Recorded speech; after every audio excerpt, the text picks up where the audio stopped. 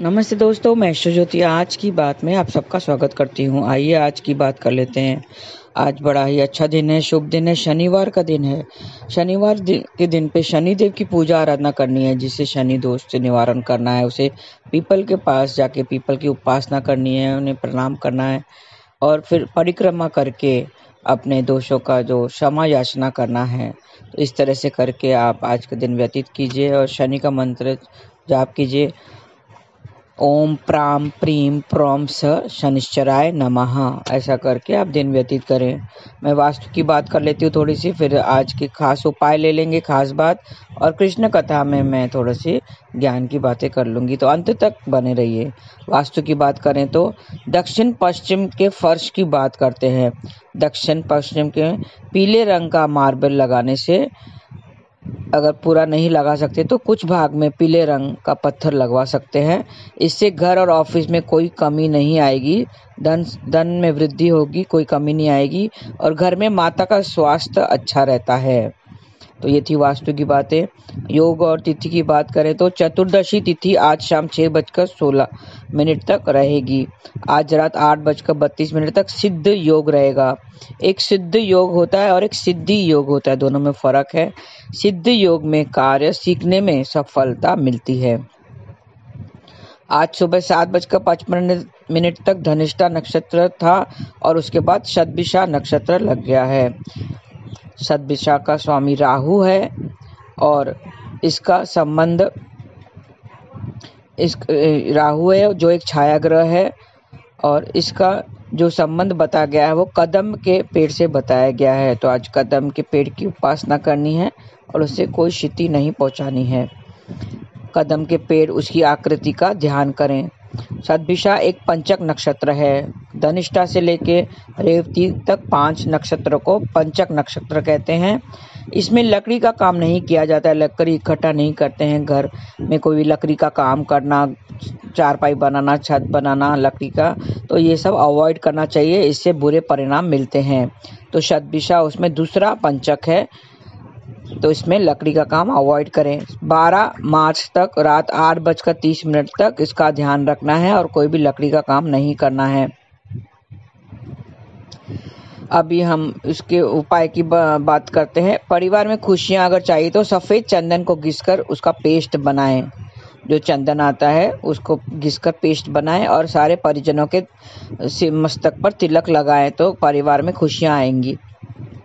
अपने भार के बराबर जौ या गेहूं तुलवाएं और बच्चे जौ या गेहूं मंदिर में या धर्मशाला पर दे दें, तो सेहत बेहतर होगी। अपने भार के अनुसार नहीं कर सकते हैं तो 10वां हिस्सा भी कर सकते हैं। आज रसोई में बैठकर खाना खाएंगे तो सेहत में सुधार आएगा।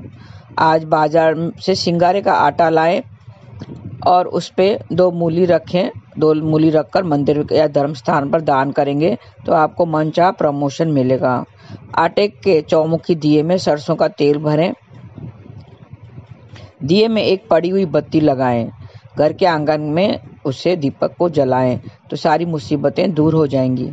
आसन बिठाकर बैठें। राहु का मंत्र जाप करें। राहु का मंत्र कौन सा है? ओम ब्राम ब्रीम ब्रोम सह राहवे नमः। ऐसा आपको जाप करना है तो मुसीबतें दूर हो जाएंगी। सबसे पहले अपने इष्ट देव को प्रणाम करें और चंदन की खुशबू वाली धूप बत्ती मंदिर में जलाएं, तो आपके जो डिप्रेशन वाला मूड है, कुछ मन उतार चढ़ाव मन में चल रहे हैं, तो डिप्रेशन दूर हो जाएंगे। सभी परिजनों को एक एक कच्चा नारियल दें। 10 मिनट बाद उनसे वो नारियल वापस ले लें। सारे नारियल बहते जल में प्रवाहित कर दें तो आपकी आर्थिक स्थिति मजबूत हो जाएगी। हाथी के पैर के नीचे की मिट्टी लाएं और मिट्टी या धातु के हाथी की मूर्ति भी ला सकते हैं। अगर आप हाथी के पैर की मिट्टी नहीं ला सकते हैं तो मिट्टी या धातु की हाथी की मूर्ति लेके आए और उसे अपने बेडरूम में किसी टेबल पर रख दें, तो इससे दाम्पत्य रिश्ते में सुधार आएगा। शतभिषा नक्षत्र में एक चंदन की गोली मंदिर में रखें। चंदन की गोली की विधि पूर्वक पूजा करें और मंत्र जाप करें। पाठ के बाद सफेद धागे में पिरोकर उसे पहन लें तो आपकी सारी मनोकामना पूरी होंगी, इच्छाएं पूरी होंगी। अगर शत्रु हैं तो शत्रुओं की कमी करने के लिए 1.25 किलो जौ या गेहूं के दाने लीजिए। दक्षिण पश्चिम में बोझ के नीचे दबाकर रखें तो आपके शत्रुओं में कमी आएगी।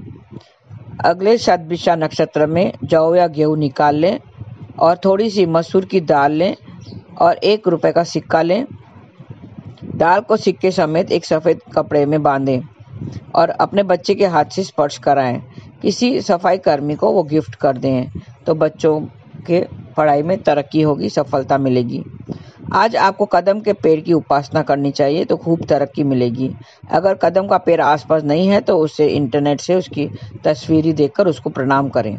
तो ये थी थोड़ी सी बातें, आज की बातें थी, तो आप इसका ध्यान करें और जो उपाय बताए हैं वो करें। राहु का मंत्र जाप करें क्योंकि राहु का नक्षत्र है। आइए कृष्ण कथा में थोड़ा सा हम ज्ञान की बातें कर लेते हैं। हमारे कर्म, पिछले जन्म के कर्म अच्छे और बुरे दोनों के हम फल भुगतते हैं।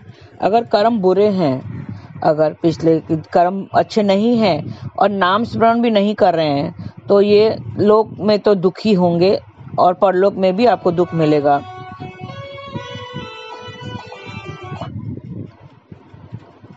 और अगर आपके पिछले कुछ कर्म अच्छे नहीं हैं और आप नाम स्मरण कर रहे हैं तो ये लोक भी सुधर जाएगा, ये लोक में सुख मिलेगा और परलोक में भी आपको सुख मिलेगा।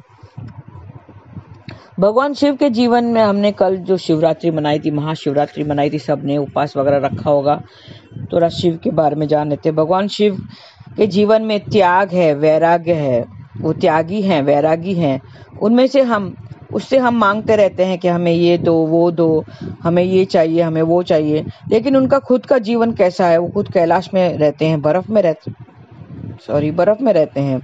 उनका एक नाम है आशुतोष, मतलब जल्दी प्रसन्न होने वाले, रिझने वाले, जल्दी संतुष्ट होने वाले। तो वो हमारी जो पूजा से संतुष्ट हो जाते हैं। वे ध्यान में बैठे रहते हैं सारा टाइम, उनके दुनियादारी का कोई परवाह नहीं है, वो पूरा दिन ध्यान में ही बैठे रहते हैं। उनके परिवार में एकता है, प्यार है। कैसे उनका परिवार देखा है? शिव की सवारी है नंदी और माता की सवारी है शेर। नंदी और शेर में आपस में नहीं बनती। नंदी मतलब बैल और शेर एक साथ नहीं रह सकते हैं, लेकिन वहां रहते हैं, लेकिन यहाँ पर उनके परिवार में रहते हैं, दोनों साथ ही रहते हैं। भगवान के गले में सांप है और गणेश जी की सवारी है चूहा और सांप की भी कभी नहीं बनती, फिर भी वो दोनों एक साथ रहते हैं क्योंकि वो शिव का परिवार है। उनमें एकता है, प्यार है, तो सबको साथ लेकर चलते हैं। वो देव नहीं है, वो महादेव है, क्योंकि उन्होंने विष पिया है। जो अमृत पिए वो देव है, लेकिन जिन्होंने जो विष पिया है वो होते हैं महादेव। उन्होंने गले तक ही वो रखा, विष अंदर नहीं लिया। क्यों नहीं लिया? उनके कंठ तक ही धारण किया, क्योंकि उनके हृदय में, उनके सीने में श्री राम विराजमान है। शिव जी ही हनुमान जी हैं। हनुमान जी ने जब अपना सीना चीरकर दिखाया था तो उनके हृदय में श्री राम बसे हुए थे। उन्होंने विष को कंठ में ही रखा, इसके लिए उन्हें नीलकंठ कहा जाता है। नीला, उसका कंठ, विष पीने से उनका कंठ नीला हो गया, इसके लिए उन्हें एक नाम नीलकंठ भी दिया गया है। वो महादेव हैं, देवी नहीं है, वो महादेव कहलाते हैं। तो हमें भी उनकी उपासना करनी चाहिए।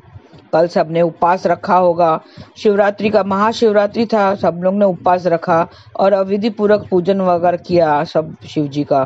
फिर हमें शिव जी की उपासना भी करनी होगी है। उपवास और उपासना दोनों साथ ही जाते हैं। जो उपवास रखते हैं उसे उपासना भी करनी पड़ती है। और उपवास तन के लिए होता है और उपासना मन के लिए होता है। उपासना भी करनी पड़ती है। उपासना करनी है मेरे हरि की, हरि का नाम जाप करना है। नाम जाप किसका करना है? मेरे प्रभु का, श्री हरि का नाम जाप करना है। हरे कृष्ण कृष्ण कृष्ण हरे हरे, हरे राम राम राम हरे हरे। तो उपवास और उपासना, इसमें क्या अंतर है हम जान लेते हैं। दुनिया में सभी देशों और धर्मों में व्रत का महत्वपूर्ण स्थान है। हिंदू संस्कृति में विद्वानों के अनुसार व्रत किया जाता है। व्रत क्रिया का संकल्प, सत्कर्म, अनुष्ठान भी कहा जाता है। व्रत करने से मनुष्य की अंतरात्मा शुद्ध होती है। इससे ज्ञान शक्ति, विचार शक्ति, बुद्धि, श्रद्धा, मेधा, भक्ति तथा पवित्रता की वृद्धि होती है। अकेले एक उपवास या व्रत उनके शारीरिक रोगों का भी नाश करता है। नियमित व्रत तथा उपवास के पालन से उत्तम स्वास्थ्य और दीर्घायु प्राप्त होती है। यह सर्वदा निर्विवाद है। शास्त्रों में भी कहा गया है कि जिससे स्वर्ग में गमन अथवा स्वर्ग का वरण होता है। ऋषियों आचार्यों ने तपस्या, संयम और नियमों को व्रत का समर्थन माना जाता है। वास्तव में व्रत और उपवास दोनों एक ही हैं। संस्कृत में उप मायने समीप और वास का अर्थ है बैठना, यानी परमात्मा का ध्यान लगाना, यानी उपासना करना, उनका जप स्तुति करना। इसमें एक अंतर है व्रत में कि व्रत में भोजन किया जाता है लेकिन उपवास में निराहार रहना पड़ता है। व्रत उपवास हिंदू संस्कृति एवं धर्म में के प्राण है। व्रतों पर वेद शास्त्रों पुराणों का बहुत कुछ कहा गया है। इस मनुष्य के कल्याण के लिए, उनके अनेक प्रकार के शारीरिक और मानसिक दुखों को दूर करने के लिए हमारे तपस्वी ऋषियों ने अनेक साधन नियुक्त किए गए हैं। उनमें से एक साधन है व्रत उपवास करना। उपवास के साथ साथ उपासना भी करते हैं। नियमित व्रत करने से हमारा अच्छे स्वास्थ्य के कारण शारीरिक बल के साथ साथ मनोबल और आत्मबल भी बढ़ता है। उपवास से मनोबल और आत्मबल भी बढ़ता है। हमारी आध्यात्मिक उन्नति होती है। हमारे अंदर में काम, क्रोध, लोभ, मोह, अहंकार जैसे विकारें, ईर्ष्या, द्वेष, नफरत, स्वार्थ जैसे अनेक विकार दूर होते हैं और हमारे अंदर दया, करुणा, प्रेम, सहनशीलता, सहयोग की भावना बढ़ती है, जिससे हम स्वयं के साथ साथ देश, समाज, विश्व और समस्त मानव जाति के कल्याण में भागीदार बनते हैं। तो उपवास के साथ साथ उपासना करना, क्योंकि उपवास तब करते हैं जब उपासना करनी होती है। किसी का व्रत क्यों रखा जाता है, उपवास क्यों रखा जाता है, किसी के भगवान के निमित्त रखा जाता है। फिर वो उपवास रख के निराहार रहकर हमें उपासना, नाम जाप, उनका जिस भगवान के निमित्त हम उपवास रखते हैं उनकी उपासना भी करनी पड़ती है। तो उपवास और उपासना दोनों ही जरूरी है। शास्त्रों के अनुसार यज्ञ, तप और दान ही मनुष्य के जीवन में प्रमुख और महत्वपूर्ण कर्म माने जाते हैं। व्रत और उपवास के नियम पालन से शरीर को तपाना ही तप है। व्रत अनेक हैं और अनेक व्रतों के प्रकार भी अनेक हैं। ये कायिक, वाचिक, मानसिक, नित्य, काम्य, ये सब उसके प्रकार हैं। अनेक तरह के व्रत या उपवास होते हैं, तो उसमें हम अनेक तरह के उपासना भी कर सकते हैं। जिस भगवान के जिस हम वजह से हम उपवास रखते हैं उसी के निमित्त हमें उपासना भी, उस देव के, उस प्रभु की हमें उपासना भी करनी पड़ती है।